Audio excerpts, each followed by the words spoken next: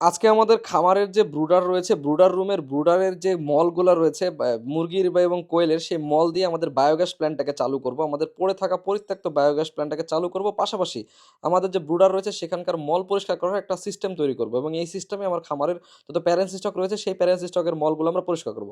সিস্টেমটা খুবই সিম্পল। একটা ট্রের মধ্যে মলগুলা পড়বে, মলগুলো আমরা না ট্রে ফেলে দিয়ে, মানে ট্রে থেকে না ফেলে দিয়ে আমরা পানি দিয়ে ওয়াশ করে দিব, এবং এই ওয়াশ করা পানি সহ মল সহ সব কিছু চলে যাবে বায়োগ্যাসের মধ্যে। বায়োগ্যাস থেকে আমাদের মলগুলো থেকে গ্যাস তৈরি হবে, এবং মলগুলো পরবর্তীতে আমাদের সার তৈরি হবে, এবং সার আমরা জমিতে দিব।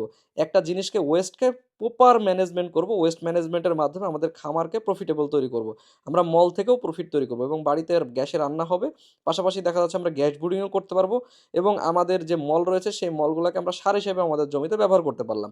তো এর জন্য আমাদের ব্রুডারটাকে আমরা সুন্দরভাবে ট্রে দিয়ে, একেবারে টিন দিয়ে সুন্দরভাবে রেডি করতেছিলাম।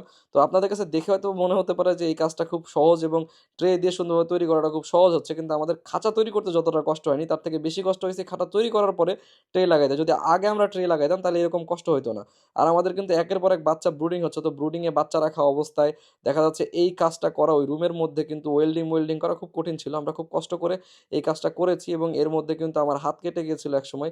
তো এই হাত কাটার কারণে কিন্তু আমি আর পরবর্তীতে কাজ করতে পারিনি। আমাদের যে মিস্ত্রি রয়েছে, মিস্ত্রি সব কাজ একাই করেছে, আর শাওন ছিল হেল্পিং হ্যান্ড হিসেবে। তো আমরা দুজন মিলে এই জিনিসটা করেছি, এবং এখানে দেখতে পাচ্ছেন ওই পাশে যে বড় খাঁচা, সেটার মল আমরা ওয়াশ করে দিব, এবং এই পাশে এসে এই খাঁচায় আসবে, এবং এখানে যে আমরা একটা বড় জায়গা বানাচ্ছি, এই বড় জায়গায় যত ট্রের মল আছে সব ট্রের মলগুলো আমরা এখানে ধুয়ে দিব।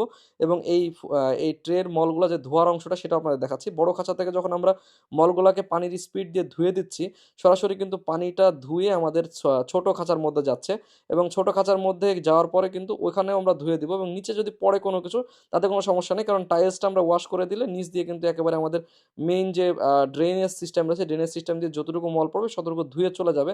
আমাদের আর কষ্ট করে হাত দিয়ে মল পরিষ্কার করা লাগলো না। তবে হ্যাঁ, একটু চিন্তা করছি বারবার যে সিটকে পানি যাচ্ছে, সিটকে মল যদি কিছুটা যদি, যদিও বা উঁচুতে আছে, যদিও বা মুরগির বা পাখির গায়ে যদি লাগে, সেক্ষেত্রে তাদের কোনো সমস্যা হবে কিনা এটা আসলে বুঝতে পারতেছি না। আপনাদের যদি কারো এরকম কোনো অভিজ্ঞতা থাকে তাহলে আমাকে জানায়েন। আর আমি বায়োগ্যাস প্ল্যান্টের ওই যেখান দিয়ে পানিটা যায় সেখানকার ভেতরে কিন্তু যখন আমরা ভাঙতেছিলাম তখন আমরা একটা পেপার দিয়ে রাখছিলাম যেন ইটের খোয়া বা কোনো কিছু না যায়, সেটা না না পরিষ্কার করেই আমি পানি দিয়ে দিছি। তো পরবর্তীতে যেটা হয়েছে ওইটা ওভারফ্লো করে নিচের আমার পুরো মেঝে মেখে গেছে।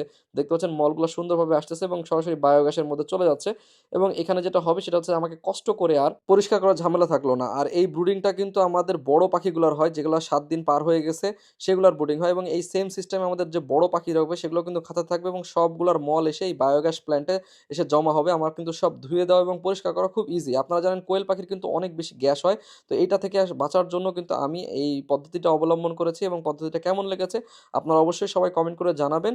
আজকের মতো বিদায় নিচ্ছি। সবাই ভালো থাকবেন, সুস্থ থাকবেন। ধন্যবাদ। আসসালামু আলাইকুম।